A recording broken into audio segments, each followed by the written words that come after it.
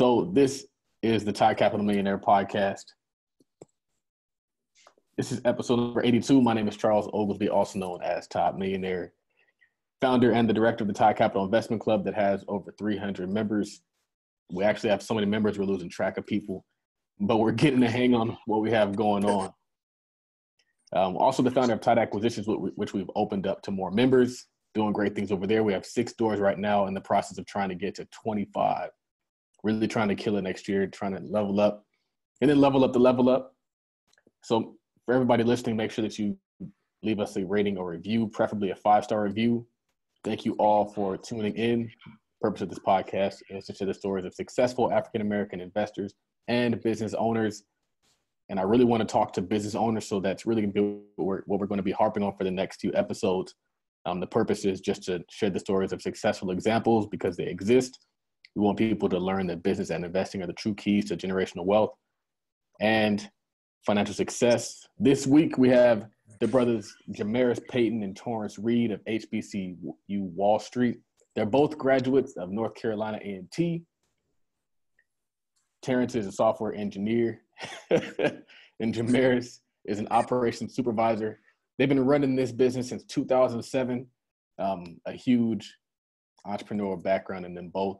And I think they have a lot of value to add just because of the mission of their company. And I did some digging, I did some research, and I found a lot of things I want to talk to them about, which I think will add value to the listeners.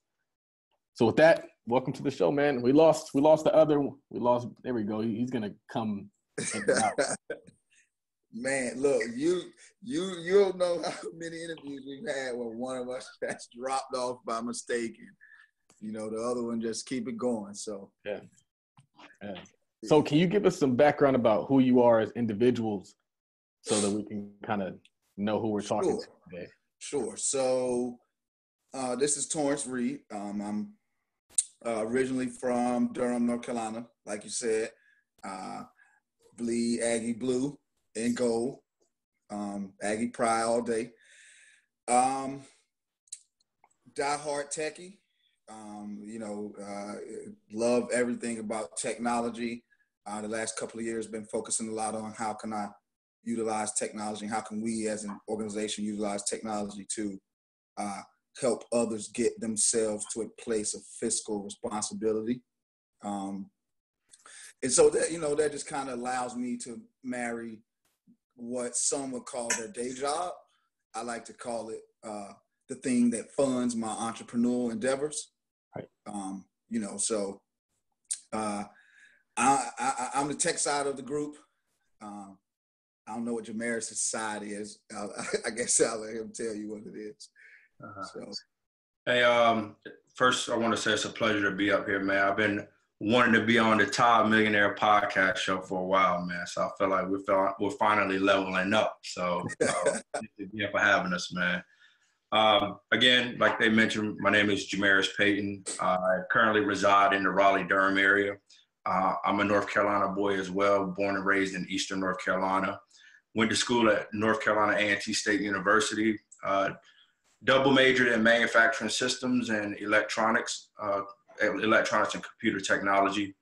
Started off my career as an electrical engineer, went into project management for a while. Currently, my 9 to 5, I am an operations supervisor. So I actually love that. It's always been kind of my passion to run businesses, help people run their organizations, kind of one of my strong suits, and helping to improve businesses, improve processes and stuff like that. So I've been entrepreneurial since I was a kid, literally, man. I didn't grow up with a silver spoon in my mouth, so I was always hustling, little side hustles here and there. So that accompanied with, my love for technology and operations kind of helped me to kind of get to where we are now. And I like to think of ourselves, or me, both, me and Torrance as social entrepreneurs, man. So a lot of the different endeavors that we've started, different ventures have always had the core piece of helping other people. And so here we are, and still doing the same thing 10 years later. And, we're focusing a lot on the HBCU piece of things, since that's what we know. Booker T. Washington said, cast your bucket where you are, man. And You know, that's what we know. We know HBCUs. We know financial literacy from the standpoint, not that we're experts. We were experts for a long time on how to do it wrong. And we wanted to make sure that others didn't make the same mistakes. So we wanted to cut that learning curve down, man, and have more people out here getting it, man. So in a nutshell, that's who I am. That's what we do, man. So two points that I pull out of that intro is the first is using your job to fund your entrepreneur endeavors. And it's interesting because maybe before the internet, it wasn't seen as though you could do both. Like people kind of made it seem like you have to take a risk and leave your job to start a business. And now you can do both. And in actuality, you probably should be doing both. You should have a job and a hustle that's going to create wealth for you. Exactly. So I thought that was like super dope. Another thing, and this really talks to what I would kind of want to be the theme of the show. So I was doing some digging and I was on you guys' page and I found something that I agree with. And it was, don't just get a degree to get a job, get a degree and create opportunities for other people. And right. In that intro, you said that you start businesses by helping other people.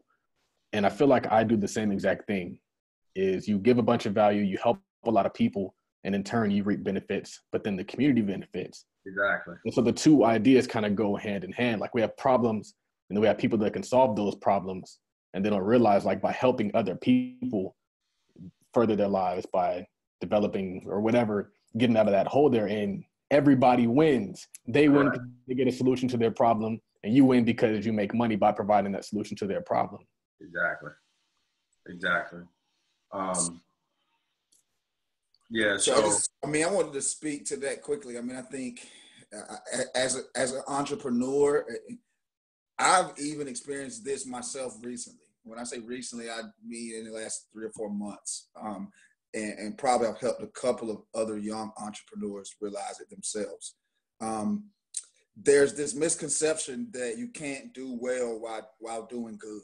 Like, from another place of lack, which is why you usually have a large subset of Black entrepreneurs thinking small, thinking small in regards to their funding, thinking small in regards to their metrics they should hit, their goals, what have you. And so part of that small thinking is the idea that you either have to be philanthropic or you have to be entrepreneurial. But in the reality of it is, if you look back in history, even recent history, those billionaires, those trillionaires, and those millionaires, they're rooted in philanthropy. Right. So, it's not rocket science. You go farther faster by helping other people. Right. And I think the good entrepreneur, the great entrepreneurs are just those who along the way have figured out how to monetize it simply. Yeah. So kind of going back to that, the phrase that you mentioned, get a degree and create jobs and opportunities for self and other. It actually stems from, I don't know how old you are, Top, or I'm gonna call you Top because that's what I know. It stems from when I was growing up. I'm 35, so it was always that phrase, get a degree and get a good ass job. Right. And that was fine. That was true for, say, like our parents' generation and everybody like that. But today, as we all know, I'm not saying anything new, but people aren't staying at jobs long. Jobs aren't retiring people as they once were. So that's one thing. And then two, it's like especially in the Black community, you don't have the luxury of just sitting at a job, just getting a degree and get a job. Like you have to get these degrees and be thinking about what can I build for myself? What type of legacy do I want to leave for other people, my kids?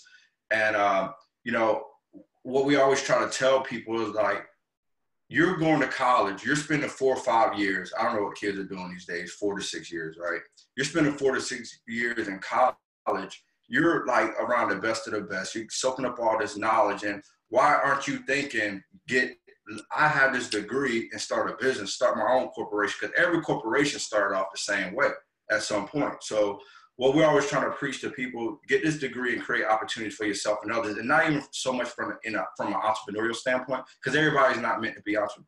Well, I don't know. I have my thoughts on that, but everybody right away don't think that they're entrepreneurs. And I always argue that everyone's an entrepreneur in some way. But for those that right away don't think they're entrepreneurs, get a degree, learn how to manage your money, make some good investments, whether that's stock market or just your 401k or whatever, you know what I mean? So that's what we're always preaching. Get a degree and just don't stop there with the job. Like, take a step further. What are you going to do with that money that you're making off that good ass job? Like, really be thinking beyond just getting that job, man. So. Well, the reason why I think it resonated with me is I'd never heard that phrase, but I realized that as I grow my business, I'm creating opportunities for other people. Exactly. I'm creating leadership opportunities. I'm creating director opportunities. I'm creating VP opportunities. And these, a lot of times, I kind of tell people, like, in a lot of ways, integration, it'll help the talented 10th get opportunities. Mm-hmm. And the rest of the 90% is left struggling. Right. So you use your talented 10thness to create a business that then creates opportunities for the other 90%, instead of just getting your job and just having your job, and your job benefits not only just you, but it benefits that community. So it's like, that's one thing I was, so. Well, the other piece to that is, ultimately when you get to the point where, both of our entities are at, where you have communities of people, mm-hmm. Following you, essentially, whether they're following on social media or they actually come to your physical events. Excuse me. Just flat out, you can't tell people to do things and you're not doing them. Right. You know what I mean? And so we preach to college students, do you understand how important cash flow is? Mm-hmm. And so not only do we preach that, the president of our apparel company is a current college student. And he's learning about cash flow, and he runs a business, which essentially is our apparel division, and he's making money, so, not only are we preaching, the basis of wealth creation, which is right. More money in than out each month. And he's building his own team. I don't mean to cut you off, but like, right. He's building his own team now. Yeah. He has a team for the apparel company, which is a division, which he legally is entitled to revenue from based on contractual paperwork. Like, we're not just talking, like you said, like, you got to get out here and actually hit the pavement and do what you're posting every day. Yeah. Right. So I don't mean to get off the entrepreneurial horse, but I did have, sometimes I try to pull in current events, and we just had an election recently, and there is a debate online, and I kind of want to get you guys' opinion, because I didn't realize it was this prevalent, but you have people who are saying, like, your votes don't matter, and you have people who are saying, like, vote, vote, vote. What's your opinion on that debate? Because then I saw some really dope comments. I saw somebody make a point that had something to do with, if we put as much effort and energy into investing or real estate or starting businesses as we put into the push to vote, we would be a lot further as a community. And so I think, to kind of lead off, I think it's both. I think that it's important to vote, but you can't just vote and not do anything behind that vote. And you can't just have a business and then not participate in the actual political process. Exactly. So I subscribe to that same thinking, right? So especially, let's talk Black conditions, right? There's no one-size-fit-all way for us to catch up from being set back 400 years. You know what I mean? So, and everyone is not entrepreneurial. Everyone doesn't believe in a political system. Everyone doesn't believe in activism, protesting. But it takes a collection of all of those different thinkings, different backgrounds, thinking expertise to come together. You know what I mean? So when you hear people say, my voting doesn't matter, voting don't count, I don't know. It's hard for me to say that, because who am I? Somebody might tell me entrepreneurship ain't the key, or financial literacy ain't the key, right? You know what I mean? So I try to really stay out of those debates, because I know all of them, to your point, are all important, right? One thing, and I'm probably going a little off subject with this, but one of the things that I always see is that, our ancestors died for us to vote, and you're doing your ancestors a disservice. And my argument to that is that our ancestors died for a lot of different things. Let's not just put it on voting. You know what I mean? But I think what we're ultimately missing here is that our ancestors died to give us freedom to decide if we wanted to vote. And if the candidates are, they didn't say just go vote for anybody, just to vote. Because you go vote for anybody, if they don't have your interest at hand, you wasted a vote. You know what I mean? So I think there's a lot of different ways to look at it. I think, again, you got to look at it from a holistic picture. All of these are pieces to a major puzzle, right? And then two, like, I need people to stop saying that your ancestors died. Listen, stop saying our ancestors died for us to vote. They died to give us the freedom to make decisions, the right to vote, in so many words. So that's that whole voting thing, man. So I don't think we really have a HBCU Wall Street stance on this. I think it's more so how Jamaris feels and how Torrance feels. Right. I think for me, oftentimes what's left out by a lot of people is that change has to trickle down from a political standpoint, right? Because politics change laws. Laws enforce initiatives. Laws enforce distribution of funds. Laws enforce regulations and guidelines and who gets what money and what subset of demographic and what geographic area is allowed to get what monies. So this is something that comes up a lot in our community. How big of a role does politics play in the mending of the Black community, essentially, as Jamaris was saying? And so I think it's trifold, it's bifold. It's a lot of folds. Like you said, there is no one way to associate politics to what some see as the saving grace for the Black community, and that's entrepreneurship. Right. I think what's interesting about what you said in regards to like trickle down and policies benefiting people is, I think one of the issues that I think we do have is waiting for somebody to give us the green light or give us the okay.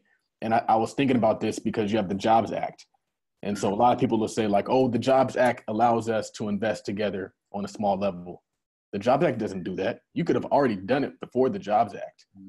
It's not illegal to invest and form partnerships and work together. People will misinterpret it and think that, oh, now we can do it. Like, no, like you could have, you just got to find the way. Right. So I think what's interesting is, despite what's going on right now, there's still a way to win. It's just a matter of, are you going to do the work? Are you going to put the thing into place and put it in? I feel like it's important. Politics are important, but I think we give it a little bit too much credit. We give it too much power. And instead of finding a way to win within this current system, like so many other communities do, we tend to find all the walls and then talk about the walls. Right. Right. Wow. Right. Great observation. I was reading in you guys' ebook, because you guys have a lot of content out there, a lot of material. And I was reading in Jamiris' story section, and he said a lot of thank yous, and he had a lot of thank yous for things that some people might not say thank you for. And I kind of wanted to get an explanation as to why you're grateful for those experiences. Yeah. I always contribute a lot of my success to what I call the beautiful struggle. You know what I mean? Because a lot of, like I actually had to go back and read that. We wrote that so long ago. I was like, oh man, let me go back and read this, man. And it actually, man, it was dope to reread that. We wrote that about 5 years ago, I think, man. But just to kind of revisit that was kind of like regrounded me in some ways. It was kind of like a reminder of where I come from. And like I said, all of those different events that happened over the course of my life, different people that I've dealt with, different circumstances, at some point, all of that, and while I was going through it, rather than like using it as a crutch or an excuse, it was like, I don't want to experience this no more. Or 5, 10 years, 20, 30 years older, Jameer, I don't want to be in this situation. I don't want my kids to experience that. So all of those situations, like I said, made me dream big, dream often, dream unrealistically. Like a kid growing up in the trailer parks.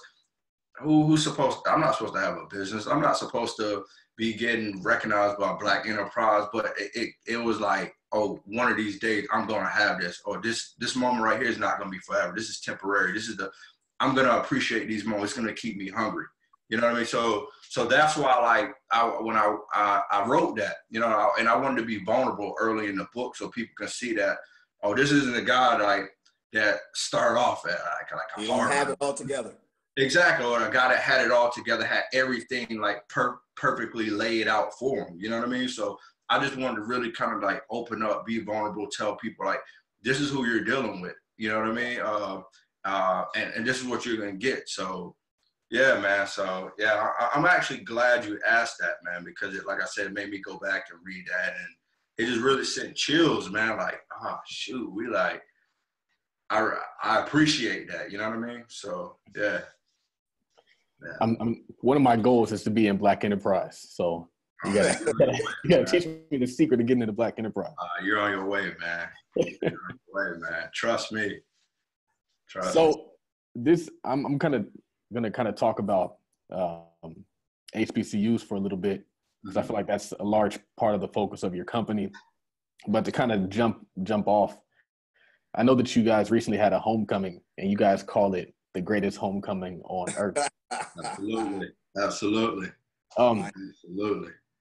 But I thought that Howard was supposed to have like the greatest homecoming. So what makes the A&T homecoming better? Disclaimer before we get going on this one, we love all HBCUs. Howard, you know we love you. You know you show us a lot of love. But I just wanted to put that out there first before Torrance go ahead and tell you why we're the greatest and everything. Oh, I gotta do it, huh? Yeah. I mean, there's probably no other place, man, where people get together for 4 to 6 days. I mean, and it's genuine love, and you have grown adults with kids and families together again like they're 18 again for a weekend. I mean, it's beautiful, man. We try to go every year. Like, it's got to be something real serious for us to not make it to GO.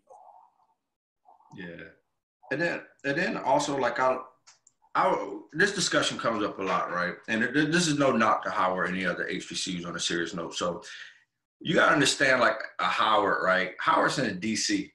You know what I mean? So whether the homecoming is going on or not, DC is DC. It's going to be something going on, right? You go to Greensboro, our homecoming, and it literally shuts the city down. Literally, like, this is like one of the biggest revenue makers for the city. People come from all over to experience it, man. And this, you know, it's North Carolina, so it's that Southern hospitality. It's just an amazing. It feels like a big family reunion, man. Like, you don't even have to know people. You just walk in the yard.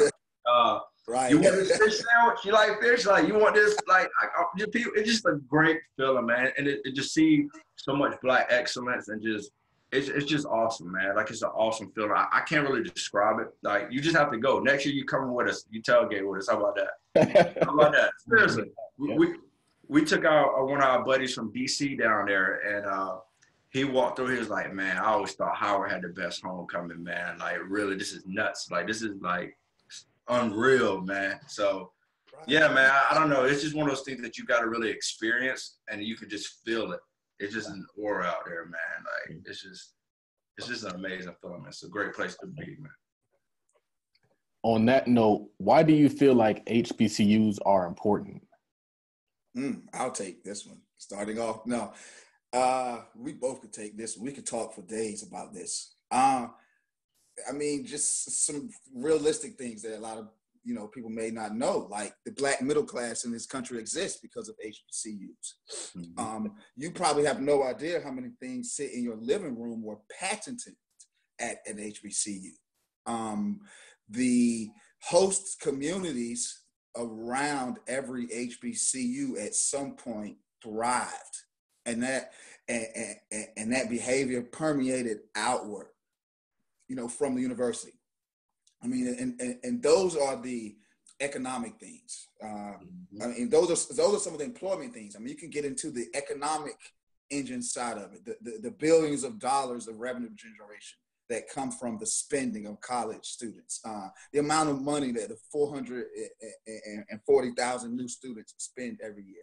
I mean, basically, HBCUs are essentially the heartbeat of African-American culture in this country.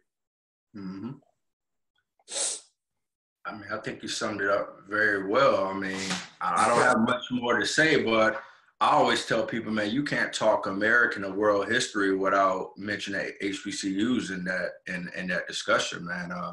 You know, after the Civil War, obviously the role that they played in shaping Black America, or, you know, giving people these skills, civil rights, the civil rights movement. I mean, those are students that were like big. There is an important thing that happened in this country regarding African Americans that didn't originate or start on an HBCU campus. Yeah. So I mean, you know a lot of the major names, the Oprahs, you know, yeah. Ida B. Wells, Mary McLeod. I mean, Martin Luther King. Like, I mean, these are Reginald Lewis. You know, yeah. these are people that these are people that all walk through HBCUs and have put major footprints on this world. And then you know, that's you know, I don't think we talked about it. Now that was kind of one of the reasons why we originally started this company, right? So we started off just wanting to really highlight some of these people, like, oh, this person went to an HBCU. There's people we see every day on TV and didn't know that they went to an HBCU, and we wanted to very much so highlight the success stories of these people, man. So, yeah. So, again, man, you can't really talk American or world history without mentioning the impact that HBCUs have, man. They're still relevant, man, to this day.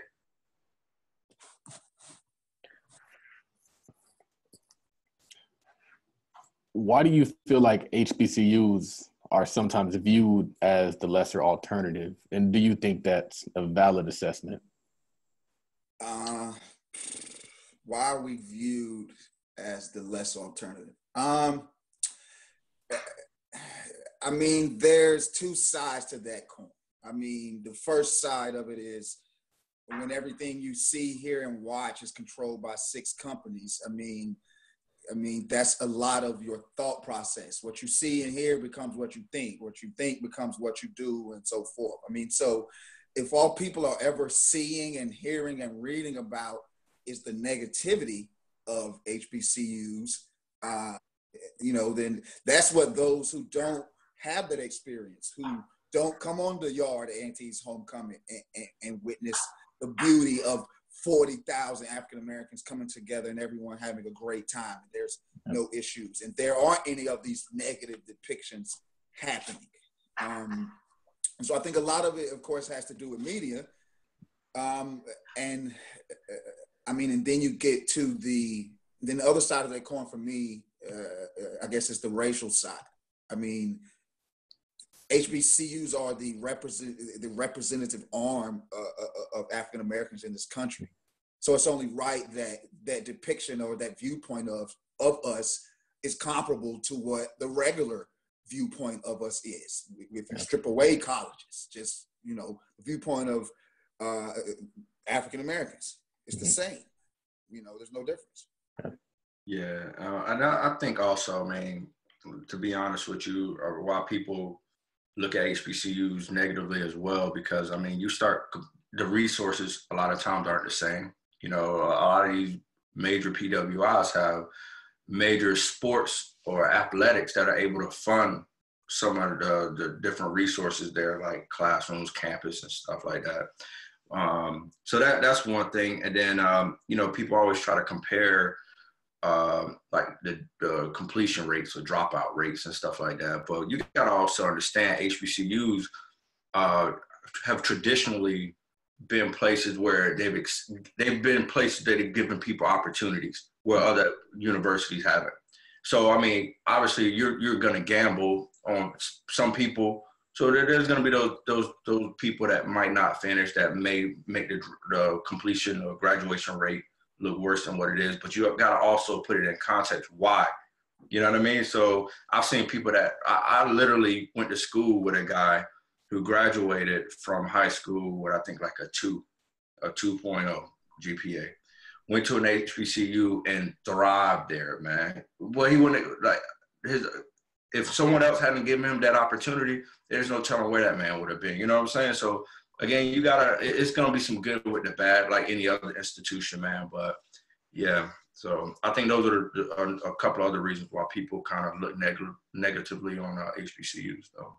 Yeah, I think that one of the first things he said was just the media and people kind of portraying that image, because they have their own agenda, they have their own image. They're trying to sell that their culture is better, so they're going to only show HBCUs as being lesser. And that's why I was actually drawn to you guys' brand, because I've never gone to a HBCU, but I'm like super pro the idea of an HBCU. The only reason I haven't gone is because I live in California.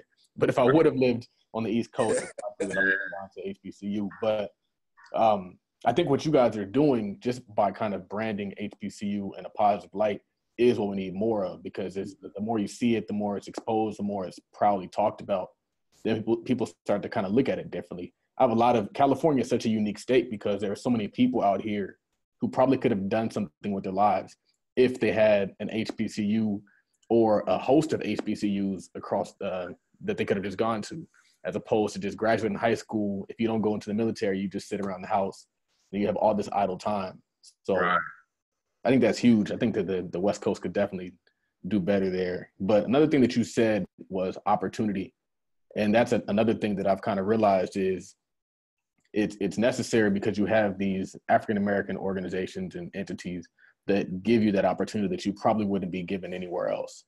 And sometimes it's opportunity before you're even ready for the opportunity. Like, they see it in you and they just thrust you in there and they say, hey, you can do this. And I think my connection to the HBCU was mostly been through like frat life, Greek life. And that's kind of what can bring you from a PWI into a Howard or and then you start kind of digging and you start seeing other HBCUs. So that connection is important.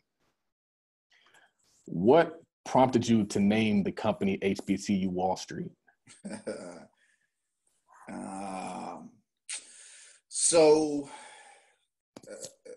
Of course, our resources lie in HBCUs. We went to HBCUs. Being entrepreneurs, we know that you don't cast a wide net. You pick a niche and then you fan out. Knowing that the current state and plight of the African American fiscal state is something that could be improved with the improvement, of the financial literacy of students. We just kind of married the two. That made sense. Hey, we've always just literally wanted to help Black people help themselves. Where is a place that we can plant this root at that will be easy, that will be easier, that will have a collection of individuals that we know need this, and that just made it. All of those things made sense with HBCUs. As far as Wall Street, I honestly probably say that was the financial side of our name comes more from Jamaris than myself. He's more into Wall Street, more into Wall Street Journal, more reads all the business magazines. We still have the same agenda as far as helping the Black community push themselves forward, but he's more of the finance guy of the two of us, should I say. So, as far as the name, kind of to Torrance's point, so like we said, we started off wanting to highlight a lot of successful entrepreneurs. So, just when you hear the word Wall Street or the phrase or the words Wall Street, you're automatically thinking money or business. And then, so it was that factor. Then also, we also kind of wanted to pay homage to the Black Wall Streets of the world, right? So it was, so we just kind of wanted to kind of marry all those different things together, man. And here we are, man. You said Wall Street's plural. Was that intentional or was that? No, that was intentional. There's, I mean, don't quote me on the numbers, but there's probably 5 to 10 Black Wall Street organizations, some social, some actual physical organizations, some that have a community event, some that actually own city blocks, you know, right. But they all have the same underlying foundation. Let's get Black people back to a space of group economics where we can get back to having our own. Right. Yeah, and then to also to that point, the reason why I said plural, because you do have a lot. The one that a lot of people obviously know about is Tulsa, the Greenwood. Durham, that actually was a major Black Wall Street. You had, I want to say Wilmington, North Carolina kind of had like sort of like a Black Wall Street. There was one in Virginia. It started with a J. I can't remember if it's Jamestown, something like that. But I say that to say that, man, there were many Black Wall Streets, but the Tulsa one is the one that we always hear a lot about with Durham and everything like Philadelphia. That. Yeah. I think that's important. That's one thing I always try to highlight is a lot of people make it seem like there was only one and that bombing was the end of it. But I really believe that almost every African-American community before the 1960s was doing pretty well financially, and it had more communities, more two-parent homes, more all that stuff going on. Mm-hmm. Right. Yeah, agreed. What is the mission and the goal of your company? I'll tell you our goal from an operational standpoint. I'll let Jamaris tell you from the Kumbaya, let's help the world standpoint.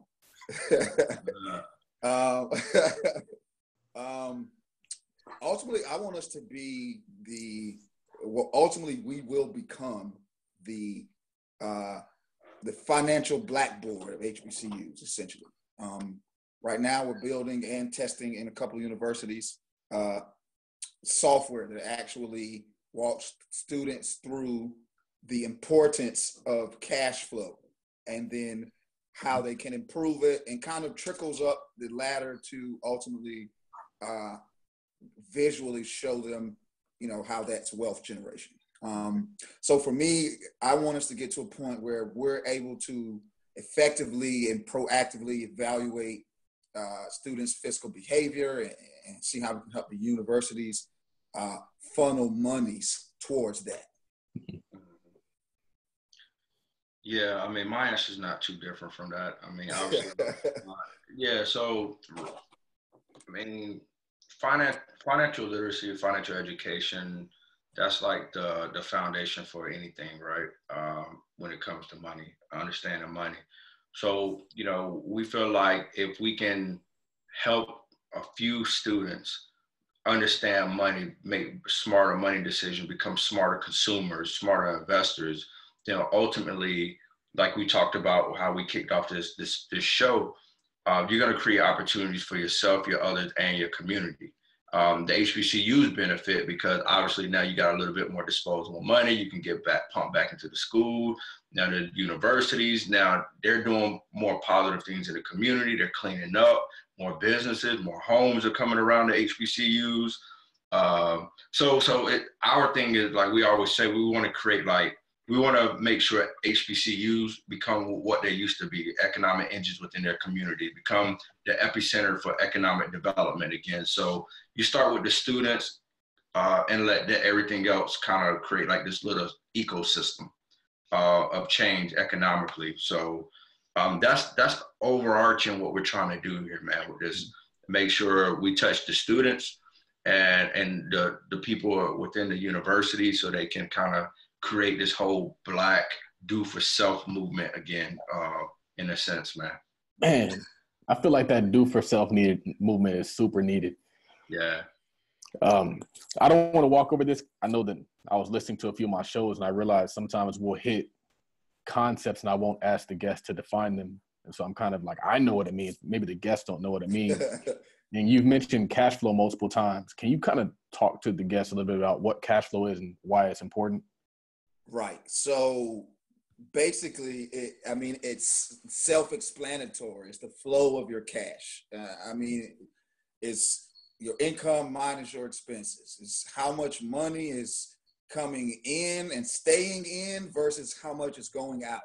And one of the things we always talk about, you know, as we've been traveling the country, speaking at the different universities, is that it is the fundamental idea of wealth that you're not taught. I mean, if you were to survey most 15-year-olds, they would have never heard of those two words.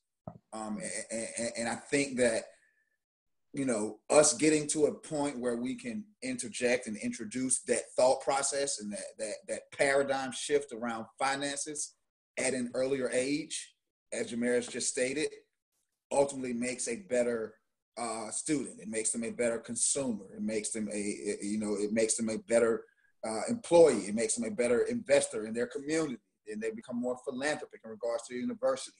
Like, I just walked up the ladder. You could walk back down the ladder, and the beginning of that ladder is how much money are you keeping every month that you're getting, right? And so, it goes into a lot of things. I mean, you can't fix your credit if you don't have any excess money. Yeah. If you don't have positive cash flow, and that means more money staying in than going out, you can't fix your credit. But if you have terrible credit, you can't invest in any properties in your community. So you have to keep riding past the boarded up homes around your school. Or you gotta get super creative. And keep saying, I wish I could do something about my community. Yeah. But that do something starts literally with you keeping more money in your pocket every month than you're spending. Plain and simple. And then traditionally, obviously, we know cash flow is a lot of time associated with business, but we always make sure we're talking to the students like, your household is a business. You know what I mean? So when you hear cash flow, think about your personal business. Like, what are you bringing in? What are you sending out? What are your expenses? What is your income? What are your different sources of income? So we always use that cash flow when we're talking to students, so it resonates with them. So when they get in the corporate world, they start get into operations of finance, cash flow. It's not the first time they've heard about it. Or when they get to school, like in their class, it's not the first time they've heard about cash flow, what that means. So it makes it easier to understand. So, yeah. That's interesting. I never thought about the house as a business. That's interesting. Can you expand on that a little bit more? Well, think about it. It makes a lot of sense. Your business is a restaurant, right? Mm-hmm. I mean, you have a kitchen. You have vendors. I mean, you have a vendor that provides you services. I mean, your air conditioning, your electricity, your water. I mean, as a business would, every month you're looking at your books and saying, man, we made this month, but we spent that.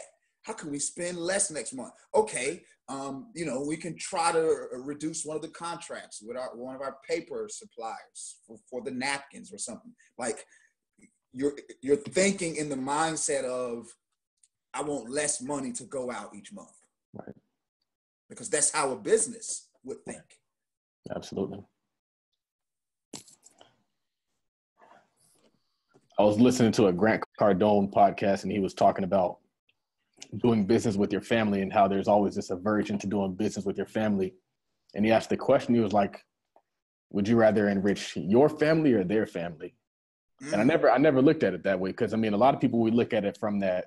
I always tell my mom, I was like, you think too much like an employee. Like, you don't think enough like a business owner. You think like you have to go out and you have to buy every rental property by yourself. You think you have to buy every business by yourself. You think you have to buy everything by yourself, instead of saying, hey, I can partner up with all these different people in my family and tackle every single thing you want financially with ease.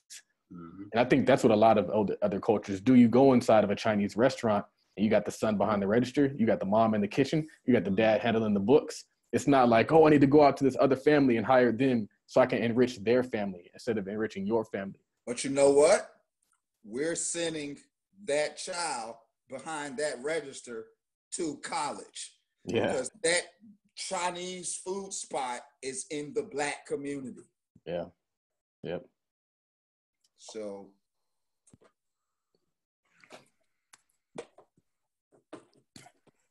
how did you guys fund the startup? Because a lot of people, they have an idea and they're trying to figure out how they can get their business going. And they're saying, well, I don't have any money to start a business. How did you guys get your brand going? So I would actually say this was, so without going into a lot of details, because of time and everything, but I bet we have different viewpoints. We've done some different things prior to this, and it was kind of like that, like the field of dreams. Build it and they will come. Right? So a lot of that was coming out of my pocket, coming out of his pocket, swiping credit cards. And then this go around, we were like, look, man, we're going to do things differently, man. We're going to build a community first, and then we're going to go work outward, right? So really, I mean, because we were very successful in doing that, a lot of the funding came from just running social media out posts, like pay for post type deals. So it got to a point where we did enough of those, and we did a lot of different successful campaigns where it caught wind to other people. Our community started growing, so a lot of organizations who wanted to tap into our community literally started paying. I mean, these are pretty decent sized corporations paying us now. You know what I mean? So that's how we really kind of got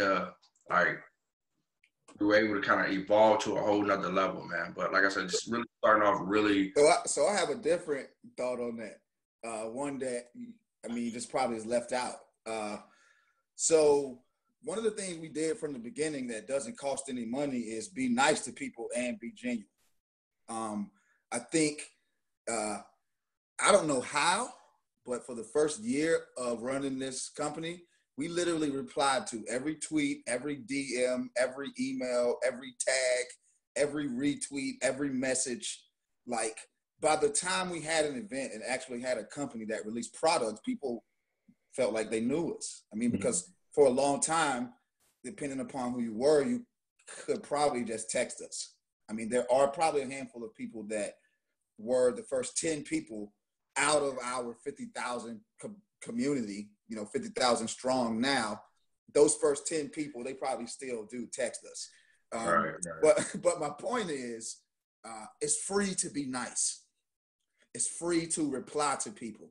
It's free to say, no, thank you. My company isn't interested in that. It's free to say, hey, that's a great idea. Let's circle back around. It's free to say thank you or tag others. That was one of the things that we did a lot on Instagram, probably more so Jamaris than me. I was talking to one of my mentees last week, and I was giving them some social media strategy, and I told them about how I think at one point for like a couple of months straight, Jamaris tagged Black Enterprise on every single post we put up. And I mean, a year and a half later, we were in Black Enterprise. I mean, granted, that's because we were doing work and what have you, but my point is, I mean, nowadays you can start your company for $100. A domain name is $13. You can probably start your build a website, for $10. I mean, for under $100, you can get a logo, get a domain name, throw a website up. You throw up some pre-sales, or you create a community, or you right. I mean, you try things. We've tried things. Some have failed, some have succeeded. But what everyone has always known is that the genuine desire for our end goal has never changed, right? So, and that to me was one of the advantages of starting a community first, right? Basically, we had thousands of people telling us what kind of products and what kind of services and how we could help them. So, I mean, we had people in our community flying around the country to attend each other's events. And so my point is, I feel like I'm getting off track. My point is there are a lot of things you can do that don't cost. Right. It doesn't cost to be consistent. It doesn't cost to reply to everyone. It may cost you a little bit of time, but I mean, you're a startup. All you have is time. You don't have any real products yet. Yeah. Hey, that really quickly, just to touch on that was another thing. Between the pay for post and pre-sale, we got into the whole t-shirt thing, and we still got a few shirts. I mean, we obviously with the apparel thing, but that pre-sale thing was very key. That was a strategy that we used to kind of really fund the business as well, man, selling shirts and different merchandise. So anybody that's out there listening, pay for post, pay for posts, create a community, figure out a way to monetize that community some way, and then also get into like apparel, merchandise, see how you can do pre-sales on that, get your dollars up on that, and use that to, in turn, invest back in the business and stuff like that too. So, yeah. You guys have a business, and honestly, I didn't even know you guys were behind the business until like, I don't know, maybe I found you guys somehow. But is that strategic, and do you think that helps to kind of create a brand that people fall in love with, as opposed to trying to be a celebrity that people fall in love with? I personally do. When you create value for people, everything else is going to come. I mean, once we started getting emails every day from people saying, "Oh my God, thank you guys. I finally got my credit together and purchased a house because of your Instagram page." I mean, that's real world implications. That's somebody's real life. So if you wake up every day and what you're doing is to continue to move in that manner, everything else is going to come. You know, your contracts or your partnerships or you being on TV or you know, being on a stage, whatever you're shooting at as an entity, if you build real, genuine value for people, all of that is going to follow behind it. So I think for me, I think for both of us, I can actually speak for both of us. We're not too celebrity-ish. I mean, if we could operate this company and never have to step into the limelight and no one know it was us, we'd be perfectly fine with that. But I think in the way we're doing what we're doing, who we are just comes out. And so the necessity to speak and step forward kind of is there. But I want my platform and what we're doing to speak for itself. Right. You know, I want people to say, "Hey, the founders of HBCU Wall Street are here." Yeah. Right. You know, not those guys are here and they run HBCU Wall Street. Yeah. I think that's important because it's kind of a hack.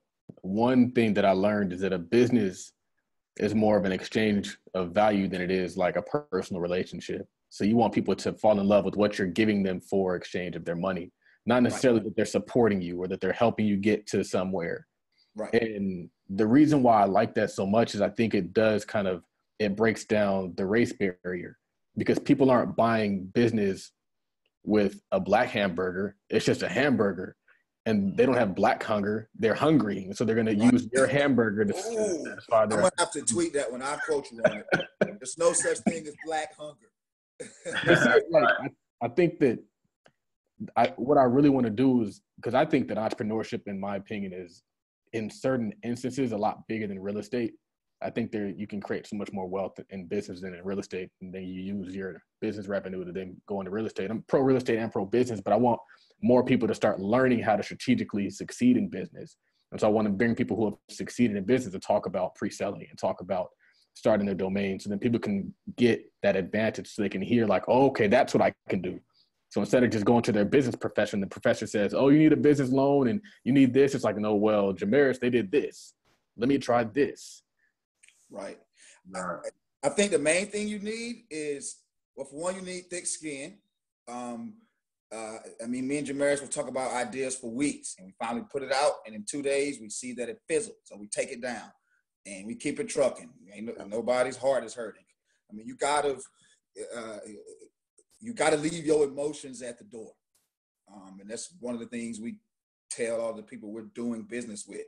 Hey, when we get off this call, you're my friend, but right now we're doing business. I think, that's important, definitely.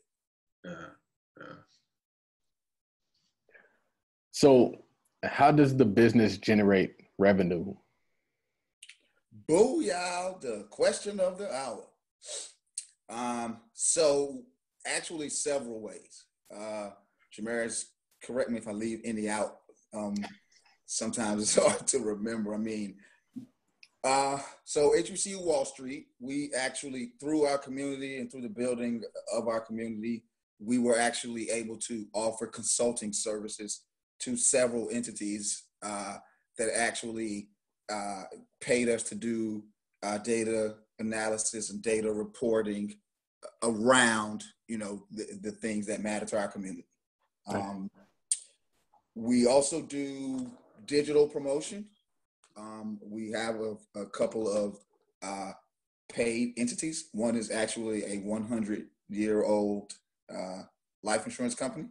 So of course they pay us to assist with their digital branding. We make sure that their message has cohesion with our message, and we use our social mediums to push their message, which isn't difficult when you're getting almost 500,000 impressions a week on your social media. We have an HBCU movers company. So basically we provide labor. Students sign up at hbcumovers.com. Anyone wanting to book a job in the cities that we currently have available, they tell us how many hours they need, and basically we send over student labor. Students make some really quick money for a small amount of time and not a lot of work. But what that does is it reinforces the ideas that we try to instill in them. You're in college, you have nothing but free time. Find a way to make some quick cash, some extra cash, some weekend money. Here's a way for you. That's one way. And we also sell life insurance policies. Jamaris is a broker life insurance agent. And so essentially a lot of these different entities that we have, they pay a licensing fee back to our main entity. And, we have team members that essentially is the operations manager or president, so to speak, of each entity. And so. And then also, I know we mentioned it earlier, but also from the apparel standpoint too. Oh, right. The different shirts. Yeah. So. That's kind of like what I'm doing, but I haven't formally made it that way. And I think I'm going to take that step and formally do it that way. That's perfect. And we have stocks, we have real estate, we have consulting, we have so many other arms. And so we have HBCU Realty, but it hasn't made us any money. Basically, we want to crowdfund the rehabilitation of the broken down homes around the schools.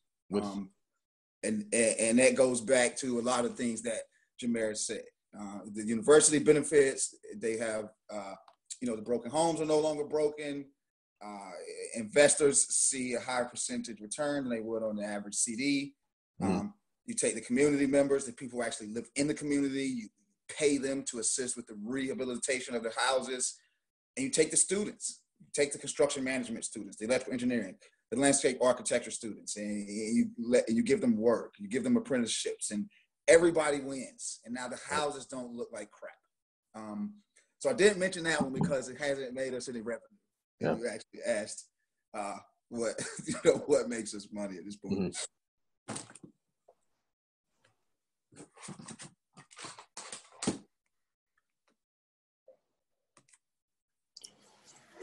I think it's interesting because do you guys want to talk about real estate? Because I didn't know. I mean, we can. We can talk about that all night. Do you guys own any properties? Or you guys like? I think for me, Jamaris owns properties. I'll let him speak on what kind they are and where they're at and stuff like that.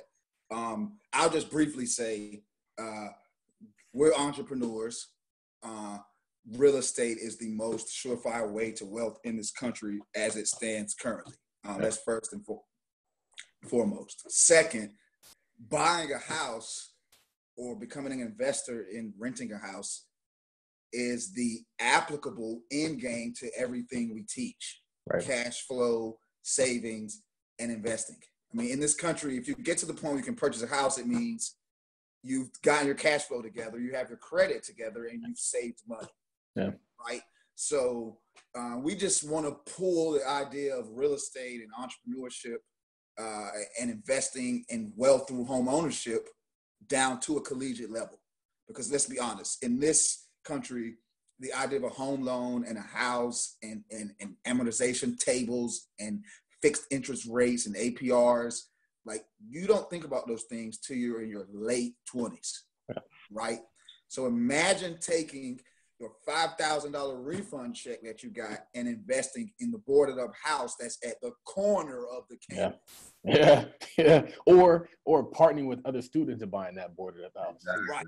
Well, I mean, it's 4 students in your suite. He's getting back $3,200. She's getting back $1,800. He's getting back $5,000. Like, y'all have $10,000. Mess around and pay off your student loans with that property. Right. So, you know, of course, there's a real estate underpinning to all of this. I mean, there has to be. Man, so I didn't know this was going to turn into a real estate interview, but real estate interviews are my favorite interviews. So, man, I guess what we could do is ask you how you got your first property. Yeah. So for me, I read the book. This was about 2007, 2008. I read the book Rich Dad Poor Dad. And once I read that book, it kind of changed my whole perspective on money, real estate, investing, business, so forth and so forth. So at the time, man, it was like, okay, I read this book. I'm still, so I've read this book. Now what's next steps, right? So with me, obviously, like I mentioned earlier, I'm from Eastern North Carolina. So around Eastern North Carolina, there's nothing but mobile homes. And then for me, I grew up in mobile homes. So I was like, well, how do I get into the game, learn it, get my feet wet with not a lot of money, not a lot of risk. So first property that I bought was a $1,400 mobile home, 2-bedroom, 2-bath, $1,400. And my business partner, who's currently my business partner, we actually bought it from his father. Like I read the book and he's like Torrance. He's like my right-hand guy. I can run to, like, oh, I got this idea. And then he's always like, okay, let's go with it. I believe in you, right? So he's like the other Torrance in my life, kind of. So I read to him. I was like, man, I read this book, Rich Dad Poor Dad. You got to read it, man. Mm-hmm. So I gave it to him. He read it. And then maybe like a few months later, he came back like, yo, what are you trying to do? He's like, yo, my father right now has a property that he'll sell to us right now. It's turnkey. He already had a tenant in there. We got $500 per month off of it. We paid lot rent on the mobile home. So we were clearing about, after taxes, insurance, lot rent. We had a solid like $225 or something like that, cash flow per month. And I mean, within a year, like, it was paid for, you know what I mean? So I say all that to say that reading Rich Dad Poor Dad, went and bought our first property for about $1,400. It was a sweet deal. It was an easy deal. And we actually still have that property to this day, man. At the time, I think it was, and at the time, well, it was still a 1989 mobile home. But that's the beauty about mobile homes. People are living, if you're in the right area, people are living forever. And, you know, a lot of people always arguing, which obviously I know it's not real estate, it's considered personal property, but, you know, it's the same concept. I know going into it, I bought the mobile home. It's not an appreciating asset, but it's a good cash cow. It's a good cash flow asset. So, yeah, man. So we did that. We used that money, went and bought another one. I think we bought this one for about $5,000 this time. And then the third one, our mentor helped us work out a deal with a bank where we got 100% we got 100% finance from a bank. So again, that one was turnkey. We Section 8 that one. Ended up we sold the second one, used that to go finance another one, and then we ended up buying a piece of land that was valued at around $10,000. Here's the thing about real estate, right? One person's I don't know what the right word is. Say that? No, not even trash, but one person's, I guess, misfortune in a sense, right? So it could be a win for you. And I say that, and again, I don't want to say like I'm heartless, so what kind of the story behind it? It was a guy and his wife that kind of were going through a divorce, and they were like, "Look, we just need to get off this property."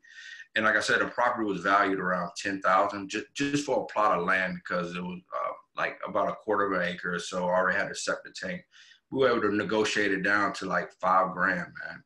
And then just a loan, like I said, was worth $10,000. So we still have that property now, that piece of land. But So that's kind of been my story. And then eventually I ended up with my wife. We ended up buying our first investment property, which we still have now. And it's in an area of North Carolina that's starting to kind of see some growth opportunity. They're going to build a baseball stadium literally 5 miles from it. So we're looking to see that thing shoot up in value so we can get off of that one. So yeah, that's kind of been my journey. By no means do I call myself like a real estate expert, but I've just been lucky enough and crazy enough to just take some of these risks. And not all of them have been great. You know, I don't want to get up here and make people think that it has been sweet, every one of them. You know, every deal is, like I tell people, every deal is different.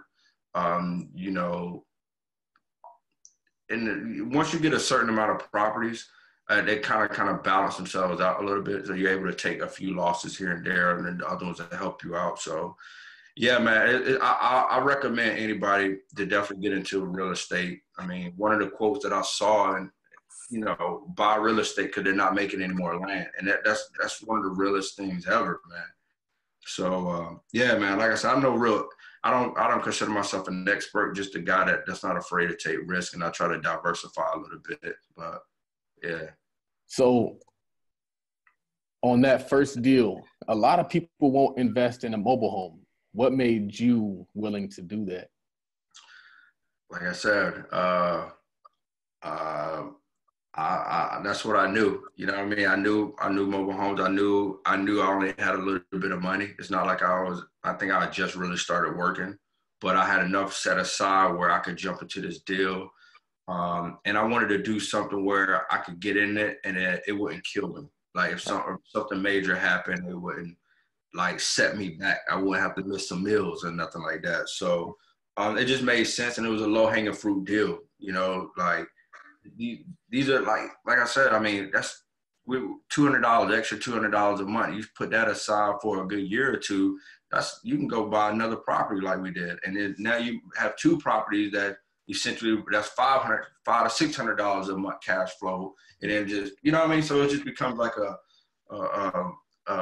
domino effect, you know, with little risk. So I think what's interesting about that rent snowball as you acquire more units is you also increase the rents. And so a lot of times when you buy a property, you'll analyze it like statically. Like you say, okay, this is how much the expenses are. This is how much the rents are. But you don't realize like every year you're increasing that rent 10%. Mm-hmm. But also you're getting more efficient, so you're lowering your expenses. Mm-hmm. So the deal becomes more profitable the longer that you own the deal. Right. What was that first year like? I think that what did you learn in that first year? Were there some ups and downs? Were there some issues you had to overcome? What was that first year like? Yeah, that first year was sweet. I mean, it kind of gave me some false hope. Like, oh shit, like let's go get this next one. You know what I mean?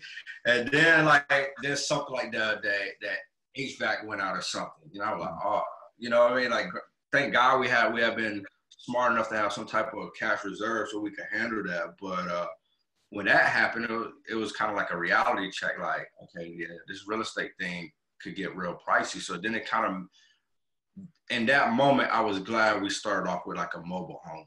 You know what I mean? Because then we were able to take that quote unquote expensive lesson in that moment. So I learned, like I said, man, you know, one, expect the unexpected. You know what I mean? So no matter how much money you try to think that you put aside, there's always going to be something that you didn't plan for in real estate. And I think one of the things, and I know you're asking me about my first deal, obviously, but that's kind of one of the things I see now. And thank God I learned that from my mobile home days. The single family that my wife and I own, it's actually like a 1924 cottage type home. So, I mean, naturally, home that old, you're going to run into some issues. But luckily, like I said, I learned from like 10 years prior to that or so what to expect, kind of some of the things that to plan for roof leaks, plan for HVAC and things of that sort. So, yeah, so in that, it was just a good learning experience, period, all around with that first experience, man. What I like most about how you started is a lot of people who are listening, who are on the sidelines, they can start that way. when we were looking to get started, we were actually looking to get started in mobile homes because a lot of times they're low cost. Mm-hmm. But you can find a lot of ways to talk yourself out of doing something that's going to progress you when you start getting around people who aren't doing what you want to do or Right. don't have experience doing what you want to do. And so they'll give you all the reasons. And so they'll say, oh, you can't rent out a mobile home. Oh, mobile homes don't appreciate. Oh, this, oh, that. But what I think is really cool about your story is you just did it. And Right. you figured out how to do it as you went along. And Right. a lot of people, they'll talk themselves out of things that are going to change their life. Yeah. So let me back up too. So another thing I learned in that first year, you can't do it on your own. Make sure you get a mentor. Make sure you get someone that knows the game, like specific to what you're trying to do. Like you don't want a mentor that all he's ever done, or all she's ever done was deal with single family homes to mentor you on an apartment complex or multifamily, or the same for mobile homes. So it took us doing a lot of calling around, like trying to find the right person that could give us game on the mobile home aspect.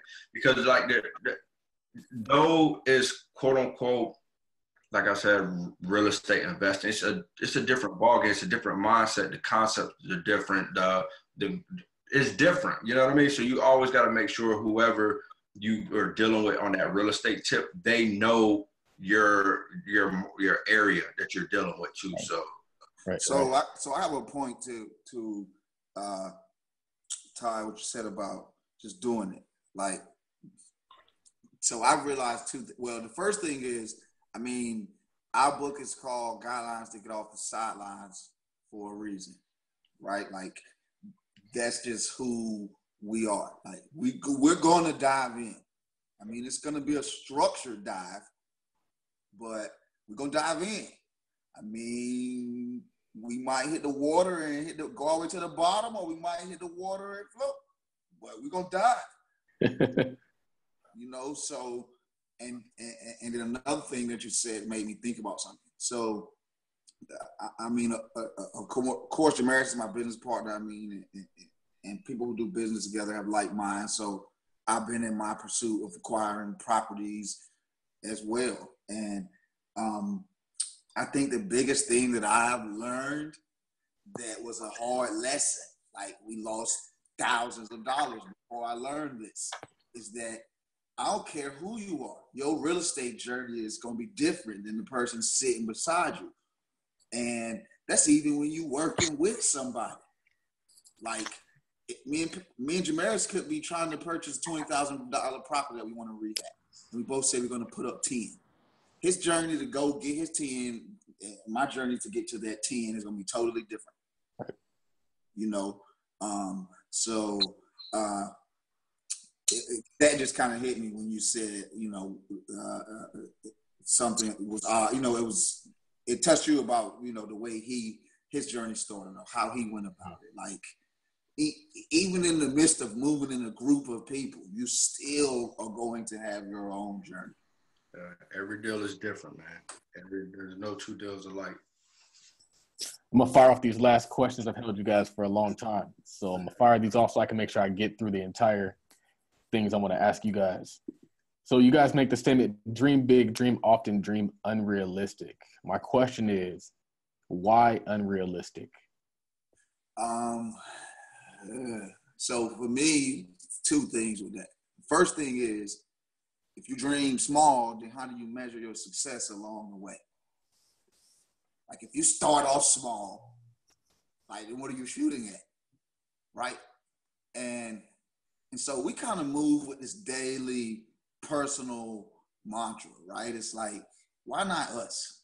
Like at some point, Mark Zuckerberg wasn't a billionaire.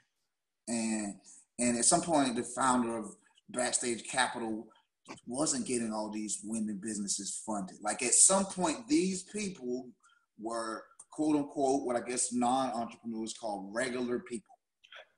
You know what I mean? And I mean, of course, that's minus the sleepless nights and air miles that they've flown for their business and all of that stuff. But my point is,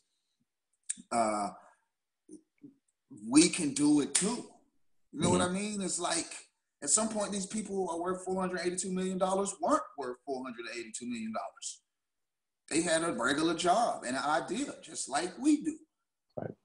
So it's not unrealistic that we want to make $75 million in revenue in the next decade. Like, that's realistic. That can happen. We read about it every day. I like it. What is your favorite investment? Honestly, man, for me, it's businesses, starting businesses.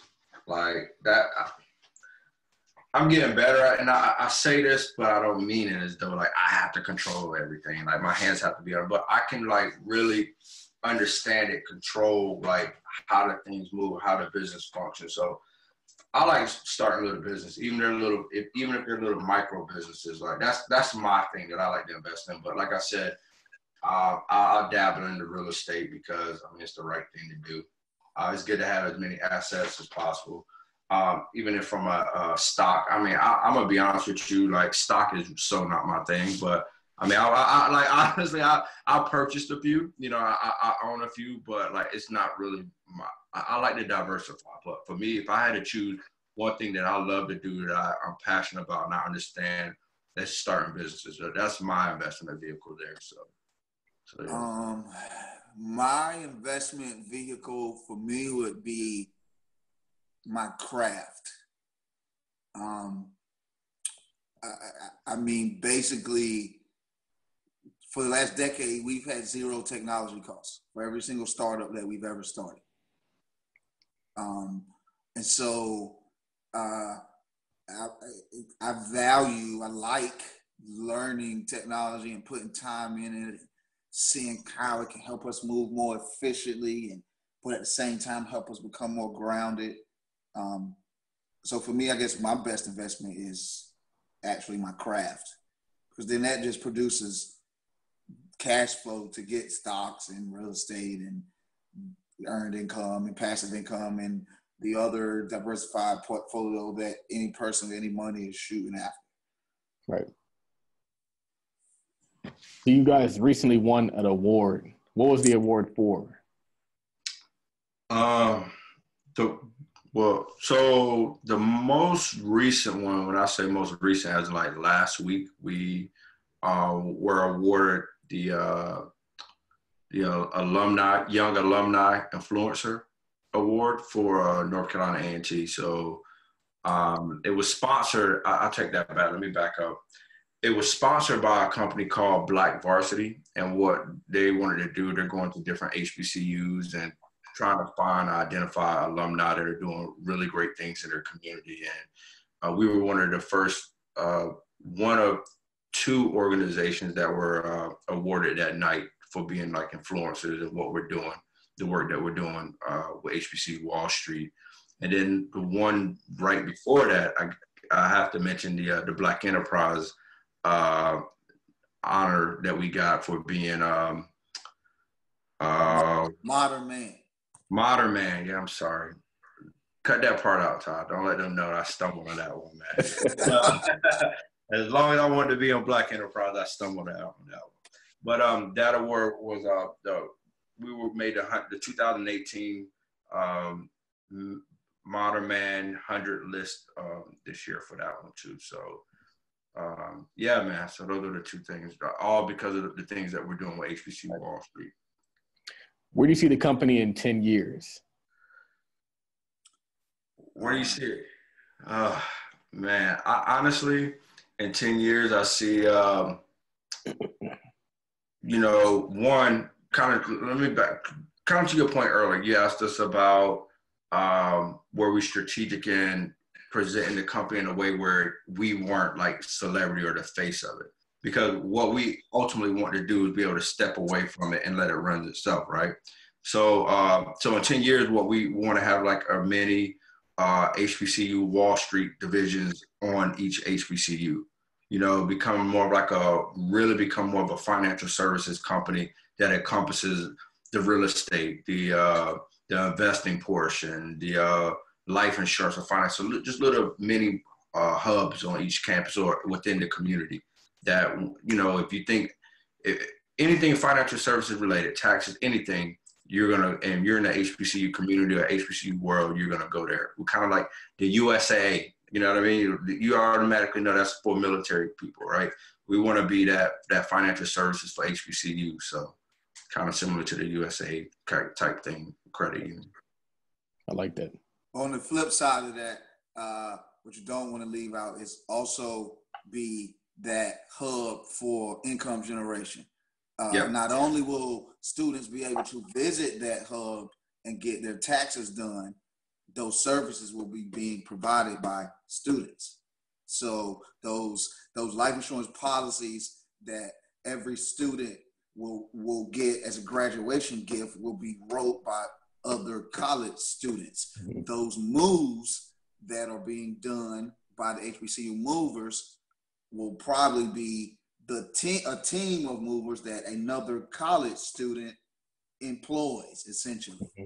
So basically, you create this engine that is for us and powered by us. And when I say us, I mean students, because I mean this financial paradigm shift, which we keep saying because I want like that. That's important. This earlier thought process of the importance of your wealth from a young age needs to be hammered home. Right. I think that is so key. And it's one of the things that I'm realizing more as I really get into the actual success of a business is like, you guys are going to be providing services for students by students, but you're also teaching them skills. You're also teaching them something right. They can, if they want to start their own business, they can do that. Yes. And I think that a lot of times people have the wrong idea of capitalism in America, and they think that capitalism is just like squeezing every cent of profit that you can get out of the person. And we really lose. I was telling my mom one, because they keep talking about starting a catering company. And I was telling them, like, you start a catering company, you start whatever company, and you created jobs for all our cousins who don't have jobs. Mm-hmm. And it's bigger than just like, can you make enough money to buy bins? It's bigger than enough. Do you have a big enough house? It's like, are you creating solutions for the problems that you have, or are you going to continue to ask other people to create solutions for you so that then they can profit off of the solution? It's kind of like the difference between Big Baller Brand and Nike. And I always tell people, like, you don't realize, like, Nike pays LeBron James $1 billion hypothetically, but they created hundreds of $billions for their community. Right. All the executives, all the staffers, all the VPs, all the presidents, they don't look like LeBron James. Right. But a Big Baller Brand is deeper than just, can we sell enough shoes? All their executives are Black. All the whole supply chain is Black. And that's really why I'm so pro business, is because it gives you all the solutions that people want. Oh, you can't get X cons a job? Oh, well, here's a job. Oh, you can't get the wages that you want? Oh, well, here are the wages that you want. Like, it literally solves every solution that you need. And to your point, man, I was actually thinking about this earlier. You know, the other, you know, remember earlier I was like, I argue that everybody isn't an entrepreneur. Like, I kind of like alluded to that a little bit. I feel like everyone is an entrepreneur and everyone needs to try entrepreneurship. You know what I mean? Because we're moving, this day and age is going to be, in the future is going to be about skills. You know what I mean? Like, it's no longer about, I'm a doctor, I'm an engineer. It's what skills did you obtain, or what skills do you have? And a lot of times, not a lot of times, all the time, entrepreneurship is the one area that gives you the opportunity to learn every discipline, right? You got to know marketing, you got to learn sales, you got to know operations, you got to know finance. You learn all of that. So that's why I argue that you have to be entrepreneurial and learn that. And then one of the things I love about entrepreneurship, and I always tell people about, you know, my job, I've always looked at that as an internship. You know what I mean? Or have you ever been in a position where you felt like you got overlooked, or someone said, hey, you didn't get that job because we were with somebody else because, you know, we felt like they had a little bit more project management skills or marketing skills. But shit, entrepreneurship, you go do that, you're gonna learn all that. Like if your job is not gonna give you those skills, go start you a little business. You don't have to. It don't have to be nothing major, but you will get that opportunity firsthand to run and get those type of skills that they claim that you lack or you don't have or you don't know, stuff like that. So that's exactly what I did. yeah. When I was at my job and they said that I can't do X, I went and did X on my own. Mm-hmm. One thing that I think is important, and then I'm going to run down these last few questions. It's like 2 questions, but I was listening to Grant Cardone today, and there was this girl who called in, and they were talking about women supporting their husband, they're supporting their dudes. And she was saying, like, his goal was to start his business. And so she decided that she was going to help him start her business. And so she had to go learn. She had to go take this course. She had to get a license. She had to do all these different things. And she realized that she actually improved herself by helping him. Mm-hmm. And I think that it kind of says what you were saying. Like, she had to learn all these different skills so she could help his business run, which are then marketable skills, which then make you just a more valuable person in general. Right. So I feel like entrepreneurship is the hack. And yeah, man, those transferable skills, man, you can take them anywhere, man. Yep. As long as you know how to articulate the skills that you've gotten. But yeah. Who is somebody that you look up to and why? You know, who do I look up to? I'm gonna put it like this, man. I look up to a lot of those leaders that are part of the whole Black nationalist movement. You know what I mean? Like, and it kind of goes back to, you know, the Black nationalist mindset anyway. And by no means do I mean the whole anti-white or anything like that, but the concepts that I love so much is the whole do for self thing. You know what I mean? Like, if people aren't going to give you this, go do it yourself. Like, it goes back to that, like, at one point before integration, we were all a big community. We all relied on each other. We traded, we bartered amongst each other. We spent money with each other.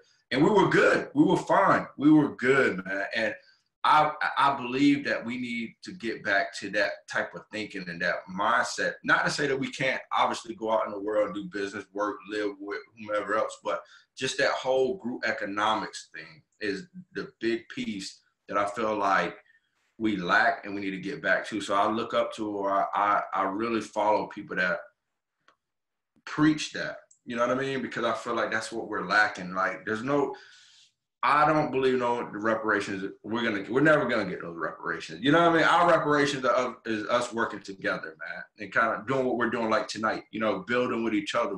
We're building with your audience, and our audience is gonna build with you as a result of this. And we're all gonna come together, and we're all gonna do some dope things together collectively. That's gonna continue to benefit our community, man. So those people that preach the whole come together Black nationalist movement, that, you know, the Garveys, the Elijah Muhammad's, those people, those individuals, that's who I look up to. Who do I look up to? I think for me, besides the like the people that, you know, held down your family, like your mom and your grandma and your aunts and stuff that you grew up with, and mainly for me, I think it's those that I've seen be successful businessmen, but still like never lost their culture. Like, you know what I mean? Like, let's just say, like, ultimately the greatest urban businessman to ever exist, like Jay-Z.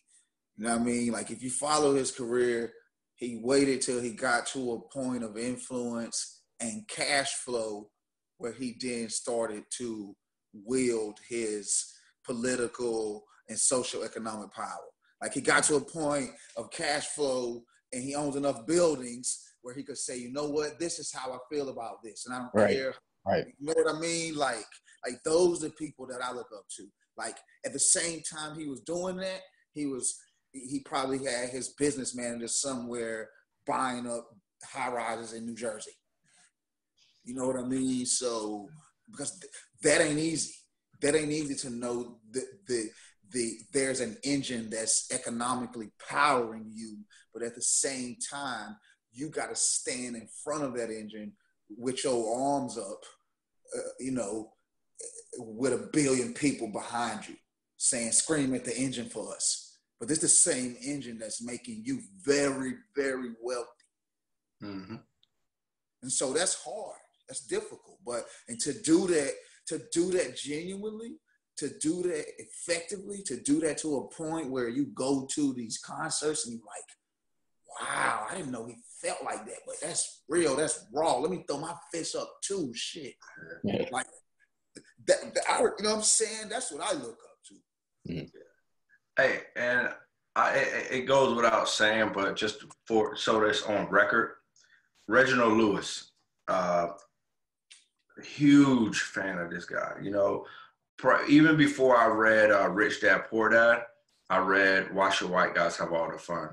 So when I read that book, it was like, holy, like, why don't I know about this guy? Why am I 23 and just first hearing about this guy? So when I read his book, read his story, that kind of put me in a different mindset. And that's what actually made me go read, open my mind up to reading Rich Dad Poor Dad, just kind of hearing his story, how he bogarted his way through Harvard Law and bogarted his way on Wall Street, became, mergers and acquisitions. And like, when I read that, I was like, man, this dude is who I need to be trying to be like, you know what I mean? So it goes without saying from a business standpoint or influential business person, Reginald Lewis is definitely someone that I look up to, man. So, and I read that book like 2 or 3 times, man. So, yeah. What does wealth mean to you?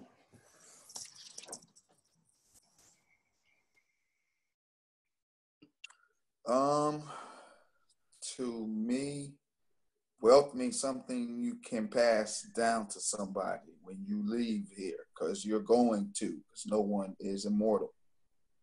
So, I mean, you can't pass down jobs, you can't pass down your direct deposit, you can't pass down your Benz. I mean, you could, but that thing gonna have a lot of miles on it. Some of them make it though. But yeah, it's something you can leave. Right. So let me adjust that. Something you can leave that essentially means the person you can leave it to has no financial worries at the moment they come into it. Like if I leave an apartment building to my son, basically I've set it up so that this apartment building can generate enough cash for him for the rest of his life. He never has to get a job from this one building. So if I teach him to acquire other buildings, then he's able to leave wealth for his children. His son never has to work when he gives him that first building.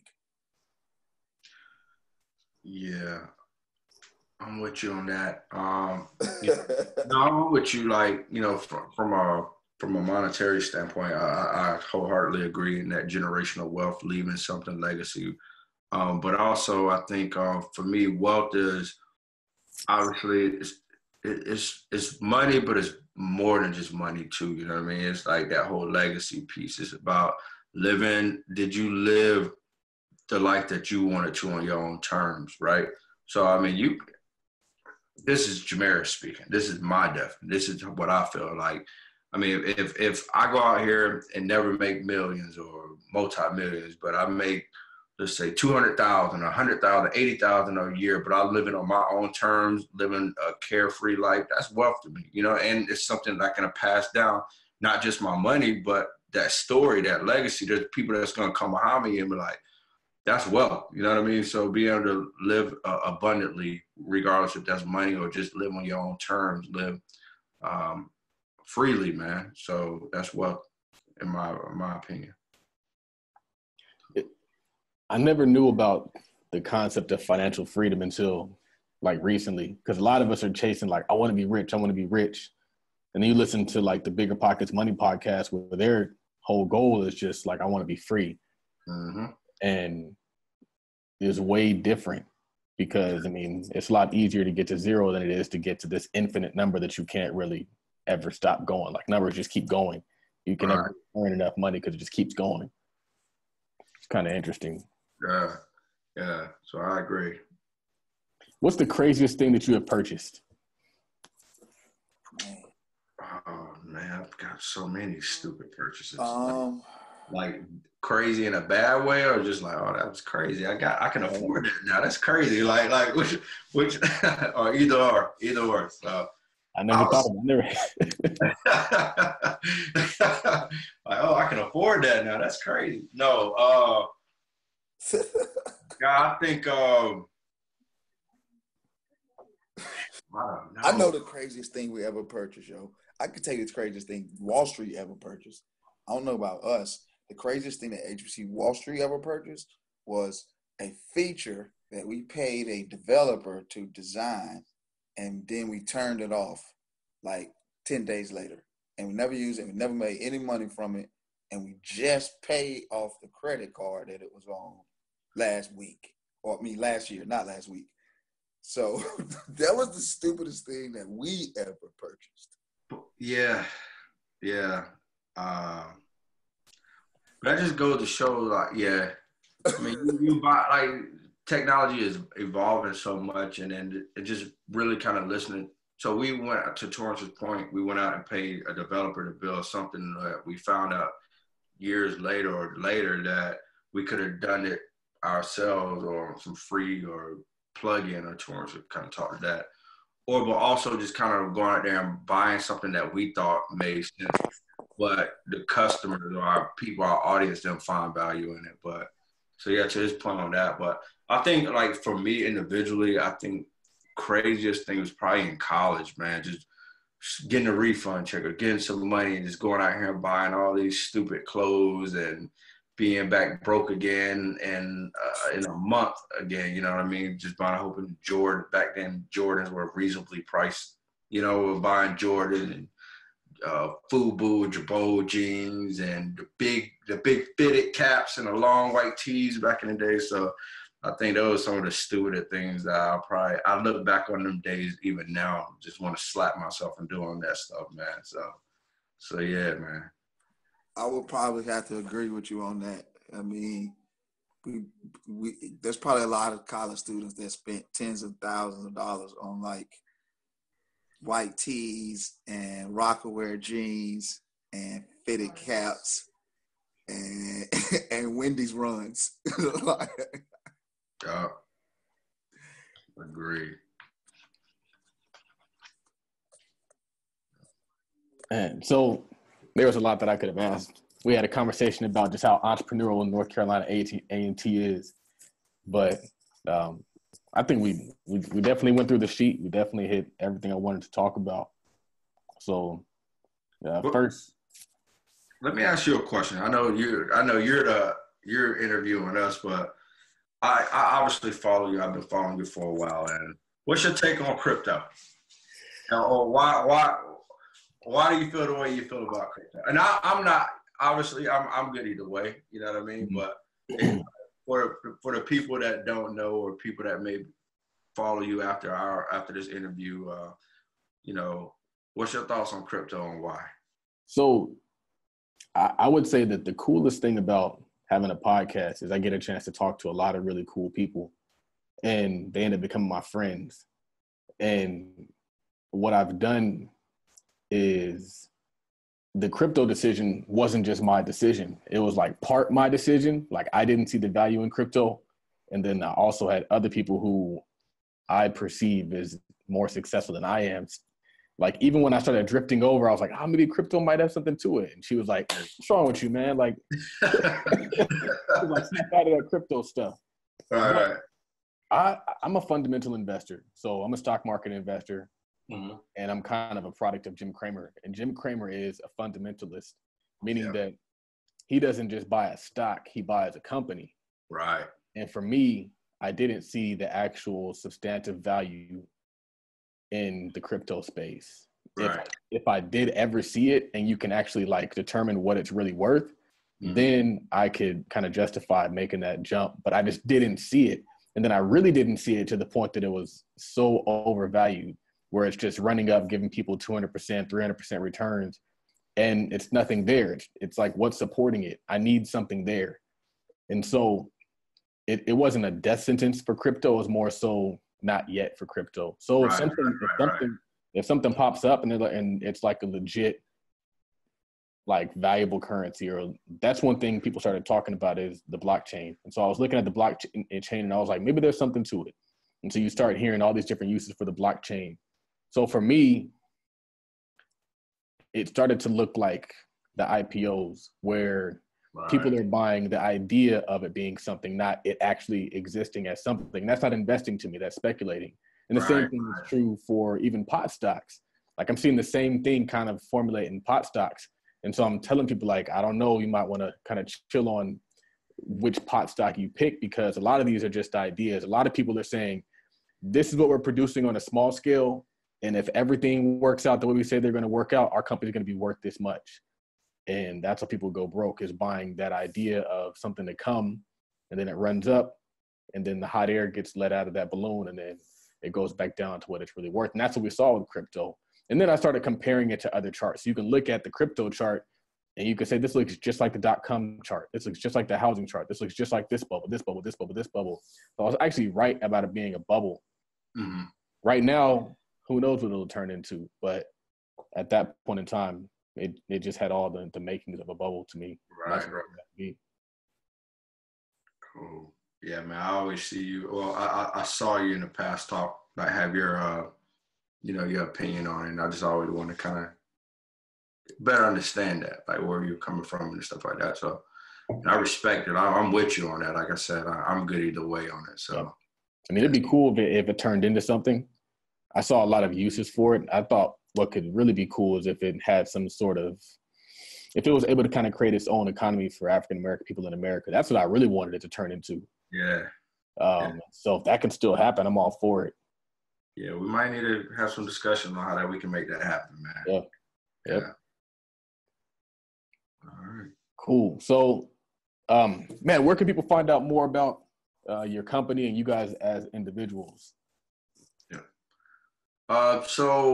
Obviously, we encourage you to visit our website, www.hbcuwallstreet.com. You also can find us on all social media platforms at HBCU Wall Street. Me, Jameris Payton, you can find me on all of the social media handles at JAMERUSPAYTON. That's at Jameris Payton, or JamerisPayton.com. So, and then, that's where you can find me. I don't do all the social handles. I just do IG. Do I have my website up? I don't think it's up. Instagram, TORRENCER. Nice. Very cool. So thank you for taking time out of your East Coast schedule to be on the show. I know it's late where you guys are, but I appreciate it. I know the listeners are going to get a ton of value out of this episode, just talking about how you guys started or kind of having that conversation about why entrepreneurship is important, giving people some tips and tricks to start from zero or to start from a lower budget. And just a lot of gems in this show and a lot of mindset shifts. I encourage anybody that's listening to this to, at the very least, check out their book. They have a book on if you go to their Instagram, their link tree, they have a link to the book. I'm really big on reading. It's only like 60 pages. It's a quick read. And then check out some of the other things they have going on because it all feeds into the community. Anything that you give to them gets recycled back to you, which is a very important point that I want to make about just African-American entrepreneurship, is that a lot of times that dollar that you give to that business is really just giving yourself a dollar in some form. So I encourage you to check out what they have going on, support what they have going on, follow what they have going on, promote what they have going on. The cause is definitely worthy. I thank you guys all for listening. This has been episode number 82. My name is Charles Oglesby. If you guys are interested in joining either of our investment clubs, you can email us at membership@capitaltide.com. Be patient. And if you don't get through the first time, send multiple emails. We had somebody who he bogarted his way into the investment club, and I think that was admirable. A lot of times people will send me an email and then they'll say, you didn't get a response to me. I was like, well, why didn't you just send multiple emails? Like, if you really want to be a part of the club, say you want to be a part of the club. We got a lot of stuff going on and we're doing great things for the people. 47% return Probably going to return about 50% to our real estate investors this year. So doing great things, only going to do better things, and also helping make the community great again. My name is Charles Oglesby, also known as Top Millionaire, signing off.